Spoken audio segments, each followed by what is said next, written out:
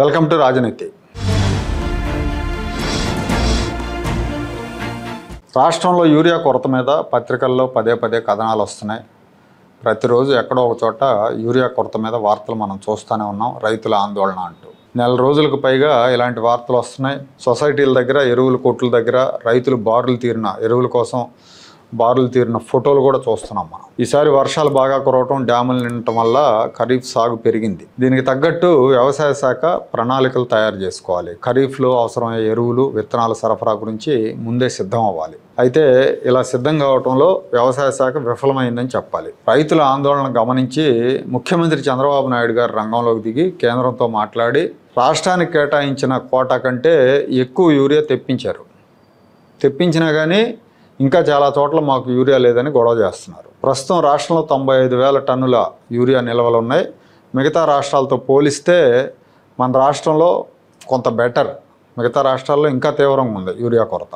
అయితే ఏంటి ప్రాబ్లం, రైతులు ఎందుకు దొరకలేదు అంటున్నారంటే యూరియాని బ్లాక్ మార్కెట్కి తరలిస్తున్నారు. జూన్లో పంటల సీజన్ మొదలవకముందే 2 లక్షల టన్నుల యూరియా కొనేశారు. మామూలుగా జూన్లో అంటే అప్పటికి ఇంకా వర్షాలు మనకు స్టార్ట్ అవ్వలేదు, వ్యవసాయ పనులు కూడా మొదలు పెట్టలేదు. వ్యవసాయ పనులు మొదలుపెట్టిన తర్వాత ఎరువులతో అవసరం ఉంటుంది కాబట్టి మొదలు పెట్టకముందే 2 లక్షల టన్నుల యూరియా ఎగిరిపోయింది. అలాగే జూలైలో కూడా ఊపందుకోలే. కొంత వర్షాభావ పరిస్థితుల కారణంగా మందగించినాయి వ్యవసాయ పనులు. అప్పుడు 3.5 లక్షల టన్నుల యూరియా అమ్ముడైంది. ఇదంతా ఎక్కడికి పోయిందంటే రైతులు కొనుగోలు చేయలేదు, బ్లాక్ మార్కెట్కి పోయింది. మిక్సింగ్ ప్లాంట్ల వాళ్ళు పారిశ్రామిక అవసరాల కోసం దీన్ని ఎక్కువ ధరకు కొనుగోలు చేశారని ఈనాడులో ఈరోజు బ్యానర్ స్టోరీ వచ్చింది. దాంతో ఇప్పుడు రైతుల అవసరాలకు సరిపడా యూరియా దొరక్క ఇబ్బంది పడుతున్నారు. జనరల్గా రాష్ట్రంలో మార్కెట్ ద్వారా కానీ లేదంటే ప్రైవేటు వ్యాపారుల ద్వారా కానీ ఎరువుల అమ్మకాలు జరిగినప్పుడు రైతుల వివరాలు నమోదు చేయాలి. వాళ్ళ ఆధార్ నెంబర్లు, వాళ్ళ వివరాలు నమోదు చేస్తారు. ఆ వివరాలు తీస్తే కొంతవరకు అసలు ఎవరు రైతులు, నిజమైన రైతులు కొన్నారా లేదా వేరే పర్సన్స్ కొన్నారా అనేది కూడా తేలిపోతుంది.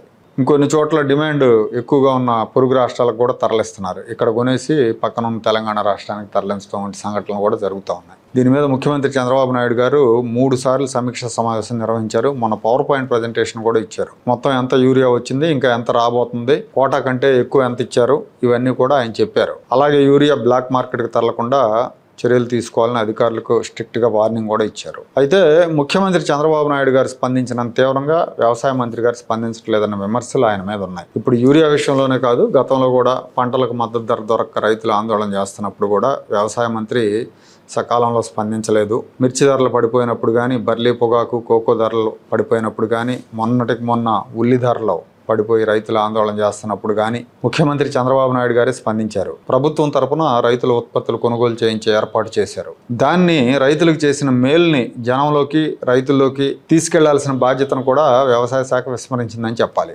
రాష్ట్రంలో 75% మంది వ్యవసాయం మీద ఆధారపడి బతుకుతున్నారు. వ్యవసాయం కానీ దాని అనుబంధ వృత్తుల మీద కానీ ఆధారపడి బతుకుతున్నారు. చెప్పాలంటే ఇది అన్ని శాఖల్లో కంటే ముఖ్యమైన శాఖ.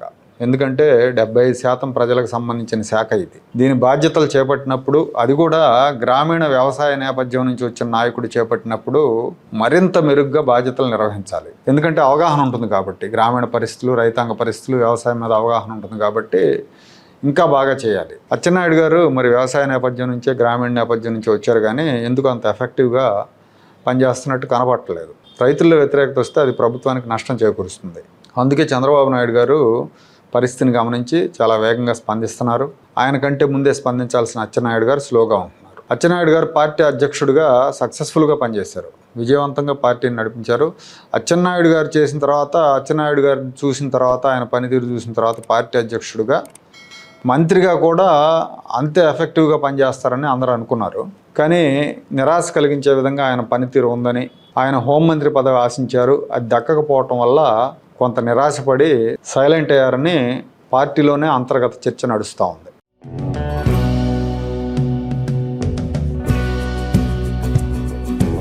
Like, share and subscribe to రాజనీతి ఛానల్.